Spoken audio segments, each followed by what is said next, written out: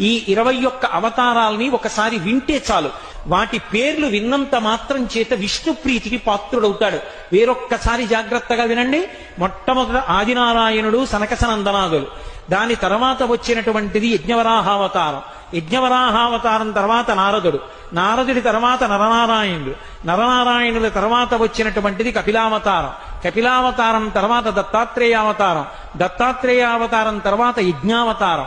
యజ్ఞుని యొక్క అవతారం తర్వాత వృషభావతారం. వృషభావతారం తర్వాత వచ్చింది పృథుమహారాజు గారి అవతారం. పృథుమహారాజు గారి అవతారం తర్వాత వచ్చినటువంటి అవతారం మత్స్యావతారం.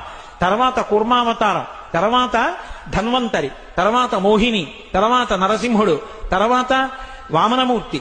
తర్వాత పరశురాముడు. తర్వాత రాముడు. తర్వాత బలరాముడు. బలరాముడి తర్వాత కృష్ణ భగవానుడు. కృష్ణ భగవానుడి తర్వాత బుద్ధావతారం. బుద్ధావతారం తర్వాత కల్కి అవతారం. ఏకకాలంలో 2 అవతారాలు